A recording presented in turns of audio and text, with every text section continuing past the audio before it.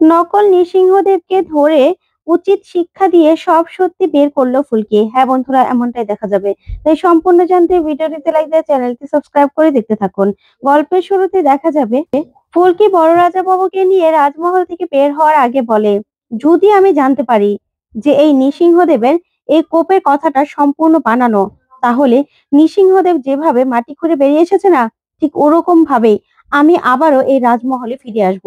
সেটা মাটি করে হোক আর যেভাবেই হোক না কেন, আমি কিন্তু ফিরে আসবই। তখন এই কথা বলেই বড় রাজা বাবুকে নিয়ে ফুলকি সেখান থেকে বেরিয়ে যেতে লাগে। তখন প্রজারা বলে, যাক, এতদিনে তাহলে সুবুদ্ধি হয়েছে, চলে যান, আপনারা বেরিয়ে যান। তখন আরো কয়েকজন বলে, যাক, এবার অন্তত নৃসিংহদেবের কোপের মুখ থেকে আমরা বাঁচতে পারবো।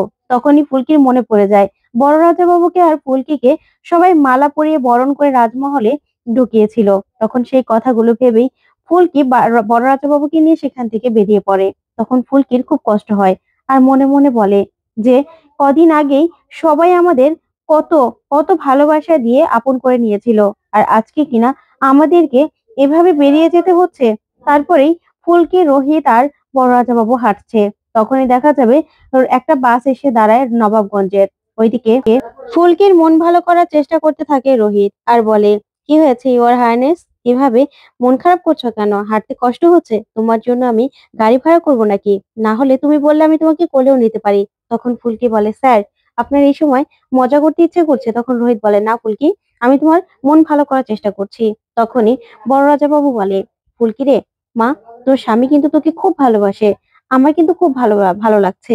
তখন ফুলকি বলে, বাবা, আমার তো এটাই ভালো লাগছে না যে যে মানুষগুলো আমাকে আমাকে তোমাকে এত ভালোবাসলো, সেই মানুষগুলোই আমাদেরকে আবার ভুল বুঝে এভাবে এভাবে দূরে সরিয়ে দিল। তখন বড় রাজাবাবু বলে, মারে, আমার তো কোনো কিছু মনে নেই, আর তাছাড়া আমি শ্মশানে রয়েছে, কত সময় কত কিছু খেয়েছি, তার জন্য পাপ লাগতেও পারে। তখন ফুলকি বলে, না বাবা, এরকম কিছুই হতে পারে না। তখন বড় রাজাবাবু বলে, আচ্ছা, এসব নিয়ে না তুই ভাবিস না। আচ্ছা, আমরা এখন কোথায় যাবো? তোর শ্বশুর বাড়িতে তো? তখন রোহিত বলে, হ্যাঁ, আমরা এখন আমাদের বাড়িতে যাব, সেখানে গিয়ে সবকিছু ভাববো। চলুন, ওই যে বাস, বাসে উঠবো। তখন এই বলে রোহিত আর বড় রাজাবাবু এগিয়ে যেতে থাকে। তখনই ফুলকি নিজের মনে অজান্তে হাঁটতে থাকে আর সবার কথাগুলোই ভাবতে থাকে। তখনই দেখা যাবে কেউ এসে যেমন ফুলকি কানে কানে বলে দেয় যে, কিরে, তোর বাবাকে তুই বাঁচা, তোকে বাঁচাতে হবে তো। তখন এই বলেই ফুলকি তাকিয়ে দেখে ওর বাবা হোঁচট খাবে। ঠিক তখনই ফুলকি এসে ওর বাবাকে বাঁচিয়ে নেয় আর বলে, বাবা, এখনই তো তুমি পড়ে যাচ্ছিলে। তখন বড় রাজাবাবু বলে, মা, একটু হোঁচট খেলে কি হতো বলতো, তুই এরকম ভাবে এরকম করছিস। তখনই রোহিতকে ফুলকি বলে, স্যার, নৃসিংহদেবের সিংহাসনে যে বসে তাকে নৃসিংহদেবই রক্ষা করে, ঠাকুরমশাই বলেছিল, আপনার মনে আছে? তখন রোহিত মনে করে আর বলে, কেন ফুলকি, কি হয়েছে? তখন ফুলকি বলে, স্যার, আমার কেন যেন না মনে হচ্ছিল যে কানে কানে কেউ আমাকে বাবার এই পড়ে যাওয়ার কথাটা বলছিল, তাই তো আমি বাবাকে বাঁচাতে পারলাম। স্যার, দেখেছেন, নৃসিংহদেবই বাবাকে বাঁচিয়ে নিয়েছে। তখন রোহিত বলে, ফুলকি, তুমি শিওর তোমাকে কেউ বলেছে? তখন ফুলকি বলে, হ্যাঁ স্যার। তাই এবার এবার সবাই জানবে আমরা নবাবগঞ্জে ফিরে গেছি, কিন্তু আমাদেরকে এখানে আবার ফিরে এসেই এই নৃসিংহদেবের রহস্য বের করতে হবে। তখন রোহিত বলে, ঠিক আছে ফুলকি। তারপরে দেখা যাবে ফুলকি আর রোহিত সেই রাতে রোহিত একটা তাঁবুটা নিয়ে নেয় আর তখনই ফুলকি কিনে সেখানে আসে একটা বন্দুক নিয়ে। তারপরে ফুলকি বলে, স্যার, আপনি তো খুব ভালো ব্যবস্থা করেছেন। তখন রোহিত বলে, হ্যাঁ, আমার ইওর হাইনেসকে এভাবে কি আর বাইরে ফেলে রাখা যায়? তাই তো এই সুব্যবস্থা করেছি, আজকে রাতটা আমাদের এখানে থাকতেও হতে পারে। তারপরে ফুলকি বলে, হ্যাঁ স্যার, আজকে আমরা এর রহস্য ভেদ করেই ছাড়বো। আমার মন বলছে যে আজকে আমরা কিছু না কিছু জানতে পারবো, আমার মন বলছে। তখন রোহিত বলে, আচ্ছা ঠিক আছে ফুলকি, এবার চলো আমরা ভিতরে যাই, আমাদেরকে এভাবে কেউ জঙ্গলের মধ্যে দেখলে কিন্তু সমস্যা হবে, চলো। তখনই রোহিত আর ফুলকি ভিতরে চলে যায়। তারপরেই ফুলকি শুয়ে শুয়ে সব কথাগুলো ভাবতে থাকে। আর তখনই তখনই ফুলকি কিছু একটা শব্দ শুনতে পায় আর রোহিতও।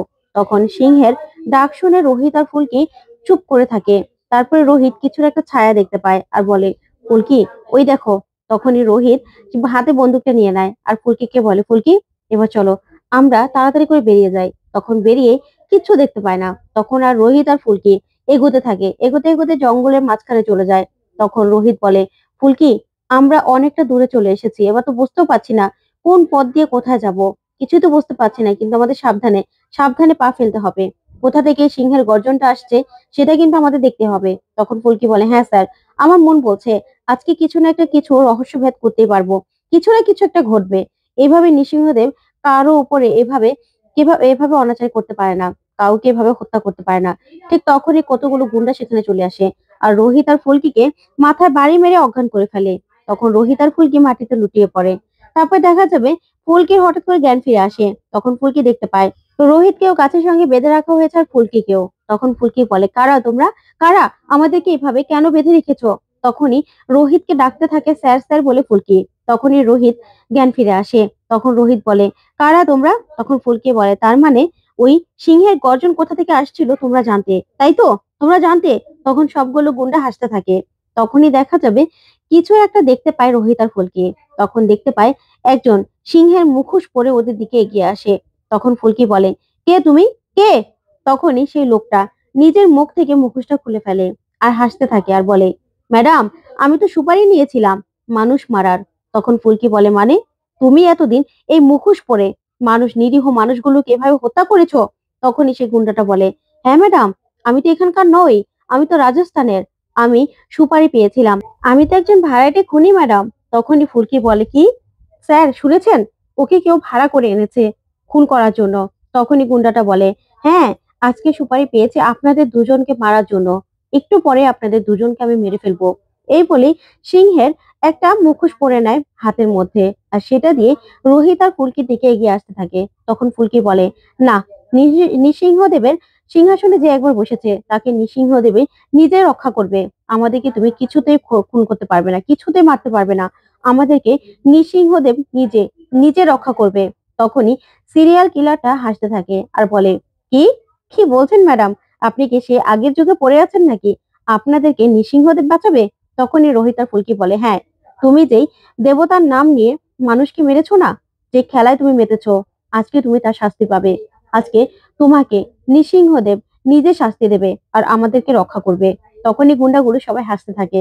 তখনই ফুলকি নৃসিংহদেবের নাম নিয়ে তাকে তাকে স্মরণ করতে থাকে আর বলে, তুমি আমাদের বাঁচাও, বাঁচাও, তোমার তোমার চরণে আমরা থাকতে চাই, আমাদেরকে বাঁচাও, আমাদেরকে এই অন্যায় থেকে বাঁচাও, যারা তোমার নাম নিয়ে এই নিরীহ মানুষগুলোকে খুন করছে, যারা এভাবে এভাবে অন্যায় করছে, তাদেরকে তুমি ছেড়ো না, ছেড়ো না, আমাদেরকে বাঁচাও তাদের হাত থেকে, এই সব কিছুর জবাব দাও তুমি।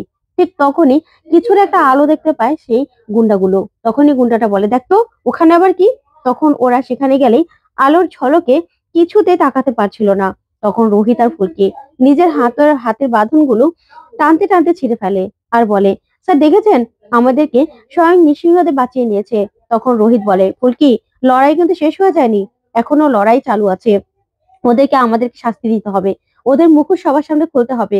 তখনই এই বলে নকল নৃসিংহদেবকে ধরে ফেলে রোহিত আর ফুলকি। তখনই ওকে ইচ্ছে মতো মারতে থাকে। তখন ফুলকি বলে, তুই এতগুলো নিরীহ মানুষকে মেরেছিস, নৃসিংহদেবের আশ্রয় নিয়ে তুই এই কাজ করেছিস, তোকে তো আজকে শিক্ষা দিতেই হবে, সবার সামনে নিয়ে গিয়ে তোর মুখোশ আমরা খুলে দেবো। তারপরে দেখা যাবে রোহিত আর ফুলকি সেই সিরিয়াল কিলারকে নিয়ে সবার সামনে আসতে থাকে আর ওইদিকে ভয় পেয়ে যায় ছোট রানী। তো বন্ধুরা, কেমন লাগলো আজকের আপডেট? কমেন্ট করে জানাও। ধন্যবাদ।